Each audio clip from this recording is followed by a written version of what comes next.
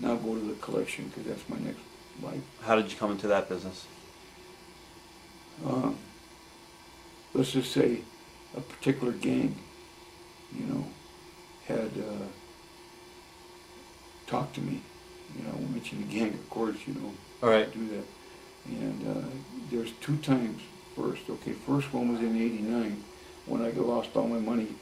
I had I worked for a guy who worked, I was a transporter. I transported drugs. It was marijuana, but I found out it was cocaine later. I transported drugs via my, I had a 1986 Toyota 4x4. They put the built-in cabinet, toolbox, Right. Made so the drugs could fit in it. And I, not knowing what was in there, I didn't want to know. All right. I drove down to LA and back and was paid $15,000. Wow. Of course, I knew what was in there, but I didn't want to know for real because they might pull you over. And I'd meet the guy in, it was called, if you look on the map, it's before LA, it's called Santa Clarita. And a Hispanic male met me, very nice guy. He spoke English, and both ways, And I'd get out of my van, my Toyota. I'd walk about 50 feet. They'd do their deal, and I'd drive back. And they'd put everything in. The money would be put in a locked toolbox I didn't have a key to. I'd drive it back. The guy would pay me my 15 grand. We'd meet at a designated area. No problem. 2 weeks later, he said, "You want to make 30 grand?" It's in '89 now. I didn't want to jump ahead to '95. I wanted to make sense of the story. Right. Second time I made 15 or 30. Third time I made 45. And they paid me what was 10% of the gross. I was taking all the risk. If I was pulled over, who knows how many years I would have got. Right. Of course, I would have said, "I don't know what you're talking about, man. I would have never ratted on nobody. So Right. I've never been a rat." Right. Like Hogan, right to his face. I don't like rats, So the fourth time, now I got it. Do you know? This is a real heavy story I'm going to tell you. Now, do you know Buzz Sawyer? Yes. You've heard of Buzz Sawyer. Of course. I knew his brother real well, Hack, and Buzz and I worked together for a month in Florida, if you recall. I got a magazine cover on that one too. Right. Buzz was a great worker and a great wrestler, tough man, but he's deceased. He was murdered. I thought he had cocaine. No, brother. They tried to make it look like, if you remember, he died in '92. In '85, he told me about the name of this crime family, which you'll be hearing national here. Today is, what is it, June 3rd? Yeah. Of 2006. So remember, ladies and gentlemen, there's already a bunch of stories here in the paper. You'll be hearing about this in the next 6 months national. I'll probably be on one of these old prisoner talk shows. It had to do with bad cop, There's certain, well, let's put it this way, the stuff I found out the fourth time, I told him I didn't want to transport cocaine. He told me it had nothing to do with the cocaine. Right. So the fourth time, Buzz Sawyer told me in '85 that he was working with this same company. Well, what it was the Colombia cartel. Remember Pablo Escobar? Oh yeah. Okay. Movie. Everybody remembers that. Well, that's where they were getting their stuff from. I'm not mentioning no names. Right. You'll hear about it. But Pablo Escobar was finally taken down, I think, in the early '90s or mid '90s, something like that. But they got their drugs from him, and I was running them. And I was running a lot. I didn't know what I was running. I thought I was running marijuana. I Right. thought, once again, dumb, or just didn't want to know. So I was running that. The fourth time, he said, "We're going to stop in Sacramento, then go on to LA and do it there. Do you mind stopping twice? I'll give you 60 grand. Well, I said, okay. I stopped in Sacramento, met the same guy, walked about 50 feet, they'd done their thing. But my wife was from Cuba. And I learned a little bit of Spanish. Before, I kept my ears closed. But this time I overheard cocaine. said to myself, wait a minute.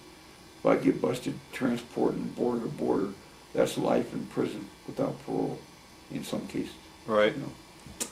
So, pardon me, so what happened was I drove about 30 miles down I-5 South, and I took a crowbar and I pulled in a semi. It was a truck area stop on the way to LA, about 30 miles out of Sacramento on I-5 South. I pried that puppy open, but there wasn't nothing in there but the money bag.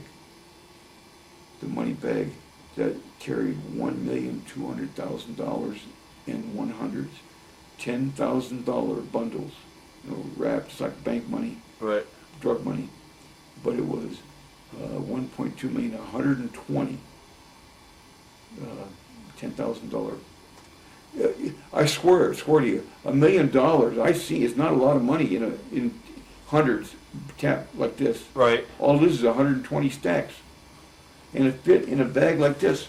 It was a Crazy. black leather bag. They all fit in a bag like this, maybe a little bit bigger. Right. I counted and I was furious because I could see the cocaine residue and all that. And now I know I'm not transporting pot, and now I know I'm going to LA with nothing. So I figure I'm going to LA. They're going to take the money and kill me. What would you think? Right. Okay, so I said, F this, buddy. I turned around and went through, instead of going down I-5, I cut through Reno. Went through Sacramento, I forgot the highway, but I went through Reno and then 395 back to Portland till I hit I-84 West and went back to Portland. And the guy I was dealing with, the head honcho, was Pablo Escobar. His entire family have served. His brothers, still not mentioned, no names, but I'll show you after we get done here. His brothers, his son, and about 8 other people went to prison for 15 to 20 to 25 years over this. But I didn't rat nobody off. I got out 9 months before they got busted. And the person who busted, I can't tell you either, I won't mention a name, but what a chicken shit he was. And he ended up DOA. Huh. In fact, I'm almost certain. No one's seen him for a while. So I went back to Portland and I said, hey, to the guy, I have a problem. We met at the regular place. I had the bag with me. I told him I had the money and everything, but I had a problem in Sacramento. He didn't expect me back for another, day and a half, 2 days, whatever. And I seen a 9mm, right? It was in the summer, semi-hot, but not real hot. Right. And I seen his 9mm, so I took him to the ground. Oh. And I roughed him up good. In fact, there was grass at this school where we were. I rubbed his face in it. I said, now that's what I was supposed to be selling, motherfucker. Right. I said, I was supposed to be selling cocaine. Okay. And then I took him in you've heard of chicken wing? He wasn't doing nothing but shit in his pants from there. I wasn't taking no chances. I had a .38 caliber myself. Right. And we were about 200 feet, I think, inside the school where we were, so no one could see us. Right. And like we were playing, I took the his 9mm and threw it about 20 feet away from him. And then I had the money bag I had thrown down, and I took and frisked him. And he's a small guy. He's right. only 5'8", 160. And I frisked him, and I got a knife out of his boot, and I took him through that. So I got him, and I told him right from that position. I told him what happened about the cocaine. I told him that I was very unhappy. What we were doing, I was going to go down to LA and get killed, or we're just going to drop off the money, and I was driving back. I don't know what your intentions were, but I did look in there. Oh, brother, I told you not to look in. Don't give me this brother bullshit. I've been a pro wrestler, I heard the brother bullshit. I said there was nothing in there except the money. $1,200,000. That strike about right to you?